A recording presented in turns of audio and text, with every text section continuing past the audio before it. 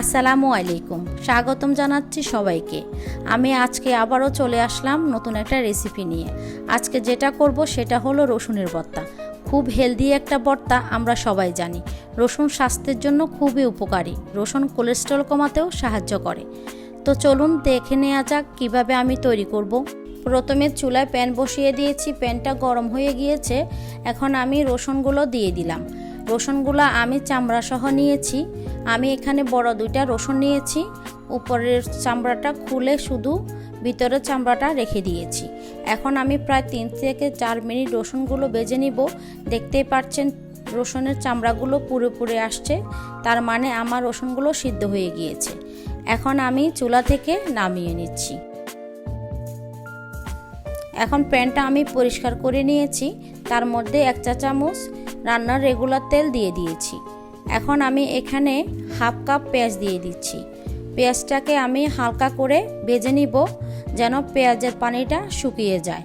আর রসুন ভর্তা সবাই কিন্তু হাত দিয়ে মেখেই করে, আমি কিন্তু আজকে অন্যভাবে করে দেখাবো। আমি পাটায় পিষে ভর্তাটা করব। পাটায় পিষে ভর্তাটা না করলে আমার মনে হয় মজাটা কমে হয়। পাটায় পিষে ভর্তাটা করলে কিন্তু খেতে অনেক ভালো লাগে। আর এই পর্যায়ে চুলার আঁচটা আমি মিডিয়াম লোতে করে দিয়েছি। আমার পেঁয়াজটাও প্রায় ভাজা হয়ে গিয়েছে। এখন আমি চুলা থেকে নামিয়ে নিব। এখন আমি আবারও প্যানটা পরিষ্কার করে নিয়েছি। এখন আমি এখানে 7-8টার মতো কাঁচামরিচ আর 2টা শুকনা মরিচ দিয়ে দিলাম। এখন মরিচটাকে আমি 2 মিনিটের মতো একটু ভেজে নিব।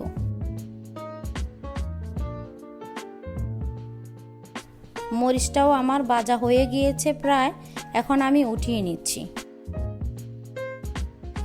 এখন আমি আবারও প্যানটা পরিষ্কার করে নিলাম আর দিয়ে দিচ্ছি 1 চা চামচ রান্নার রেগুলার তেল। এখন আমি 3-4টা শীতল শুটকি দিয়ে দিলাম। আমি আমাদের আঞ্চলিক ভাষায় শীতল শুটকি বলে, আমি জানি না কোন দেশে কিভাবে বলে। আমাদের দেশে কিন্তু এই শুটকিটাকে শীতল শুটকি বলে। এখন আমি 1 মিনিট ভেজে নিব।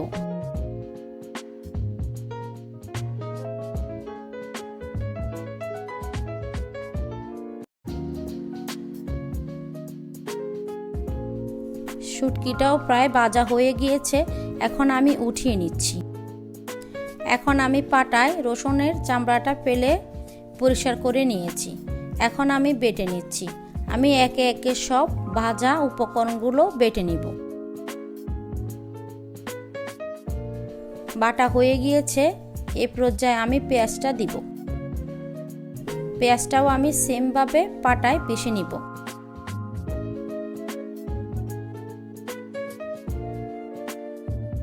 এখন আমার পেঁয়াজটাও বাটা হয়ে গিয়েছে। আর ভাজা পেঁয়াজ দিয়ে ভর্তাটা করলে ভর্তাটা নষ্ট হওয়ার চান্স থাকে কম। অনেক সময় দেখা যায় কাঁচা পেঁয়াজ দিয়ে ভর্তাটা করলে কিন্তু সাথে সাথে খেয়ে ফেলতে হয়। আর এই ভর্তাটা আপনি ফ্রিজে রেখে খেতে পারবেন প্রায় 2 থেকে 3 দিন। এখন আমি স্বাদ মতো লবণ দিয়ে শুটকিটাও পাটায় বেটে নিয়েছি। এখন আমি মরিচটাও বেটে নিব। আর আপনারা এভাবে ভর্তাটা ট্রাই করে দেখবেন খেতে কতটা মজা লাগে। আর আমাকে কমেন্ট করে জানাবেন আমার ভর্তাটা কেমন হয়েছে। এখন আমি সম্পূর্ণ উপকরণ হালকাভাবে বেটে মিশিয়ে নিচ্ছি। তো সম্পূর্ণভাবে আমি ভর্তাটা ভালো করে মিশিয়ে নিচ্ছি। মিশানো হয়ে গিয়েছে। দেখুন ভর্তাটা কি সুন্দর হয়েছে। তো আপনারাও বাসায় এভাবে ট্রাই করে আমাকে জানাতে কিন্তু ভুলবেন না, না হলে কিন্তু মিস হয়ে যাবে। আপনারা একবার হলেও খেয়ে দেখবেন। তো আর কথা বাড়াচ্ছি না, সবাই ভালো থাকবেন। আল্লাহ হাফেজ।